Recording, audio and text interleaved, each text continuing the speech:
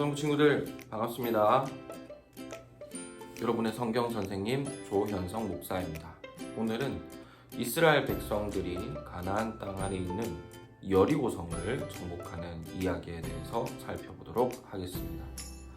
우리가 지난 시간에 배웠던 성경 이야기를 잠시 기억해보면 이스라엘 백성들은 하나님께서 세워주신 새로운 지도자 여호수아와 함께 요단강을 건너서 가나안이라는 지역에 들어왔다고 했습니다. 그런데 가나안 땅에 들어왔으니까 이제 그냥 그곳에 살면 되었는가 하면 그것은 아니죠. 왜냐하면 가나안에는 이미 다른 사람들이 먼저 자리를 잡고 살고 있었기 때문입니다. 그리고 그들이 하나님을 알고 믿고 순종했다면 잘 모르겠어요. 하지만 그들은 하나님을 몰랐고 하나님이 미워하시는 죄를 정말 많이 지었죠. 그리고 우리 친구들이 기억할지 모르겠습니다만 이 땅은 지금 살고 있는 이 사람들의 땅이 아니라 원래부터 하나님께서 자기 백성들을 돌봐 주시는 땅이라고 했습니다. 세상의 모든 땅이 그렇지만 특히 이 가나안 땅은 더욱더 하나님의 땅이었고 하나님께서 자기 백성들을 돌보아 주시는 땅이었어요. 그런데 그런 가나안 땅에 하나님을 모르는 사람들이 들어와서 하나님이 싫어하시는 일만 잔뜩 하고 있으니 하나님께서 화가 나실만 하겠죠. 그래서 하나님은 이스라엘 백성들에게 가나안 땅을 주시면서 그 땅에 있는 죄 짓기 좋아하는 사람들을 무찔러라 라고 명령하셨습니다. 그래서 이스라엘 백성들이 가나안 땅에 들어간다라고 하는 것은 곧 가나안 사람들과 전쟁을 해야 된다는 의미였죠. 즉 이스라엘 백성들이 가나안 땅에 들어온 그 순간부터 이스라엘 백성들은 전쟁을 해야 했던 것입니다. 그리고 이스라엘 백성들이 가나안 지역에 들어와서 처음으로 마주한 사람들은 바로 이 여리고성이라는 성에 사는 사람들이었습니다. 그렇다면 친구들, 이 여리고성은 어떤 성이었을까요? 성경학자들과 역사학자들이 말하기를 이 여리고성은 아주 크고 튼튼한 성이었다고 해요. 이해를 돕기 위해서 예를 들어보면 우리 마산과 가까이 있는 진주성이 그 비교 대상이 될 수 있을 것 같아요. 친구들 아마 진주성에 가본 적이 대부분 있을 거예요. 진주성은 성벽이 높고 두껍죠. 성벽 높이는 어른 키보다 한 2배는 높습니다. 그리고 그 성벽 위로는 마차도 지나다닐 수 있을 정도로 성벽이 아주 두껍죠. 그런데 옛날에 이 여리고성의 성벽의 높이와 두께가 지금의 진주성과 비슷하다라고 생각하시면 될 것 같아요. 그런데 이런 여리고성은 평평한 땅 위에 세워진 게 아니라 낮은 산 위에 세워졌다고 해요.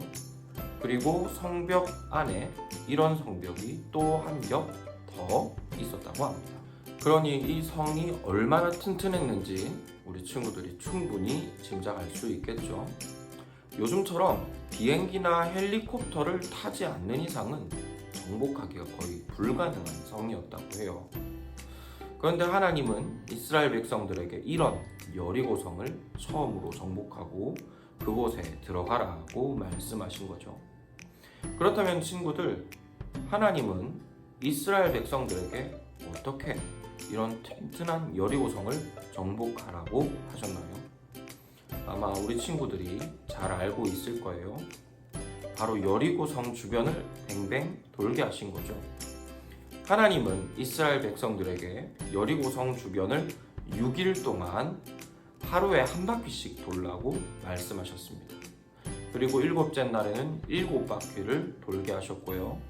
그리고 마지막 7바퀴를 다 돈 뒤에 제사장들의 나팔 소리에 맞춰 모든 백성들에게 큰 소리를 지르라고 명령하셨어요. 그러면 성이 무너질 것이다 라고 말씀하셨죠.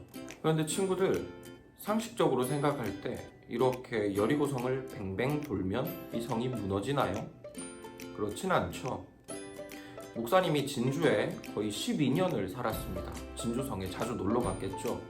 모르긴 몰라도 진주성을 50바퀴는 넘게 돌아보지 않았을까 생각하는데요. 진주성이 아직도 튼튼하게 잘 서 있죠. 성 주변을 사람이 아무리 열심히 돌아도 성은 무너지지 않아요.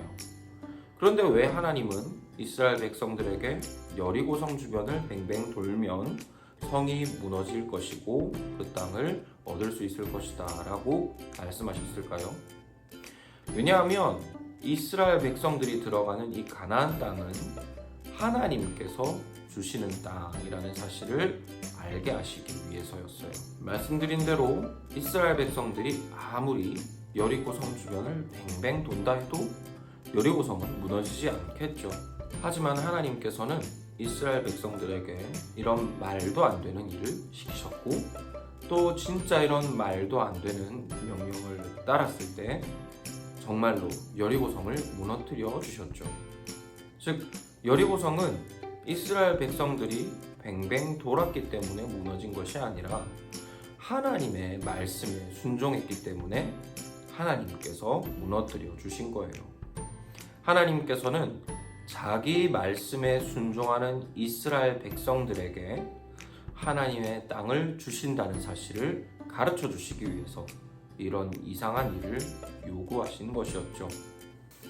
이처럼 이스라엘 백성들이 이 가나안 땅을 얻기 위해서 해야 했던 가장 중요한 일은 바로 하나님의 말씀에 순종하는 것이었습니다.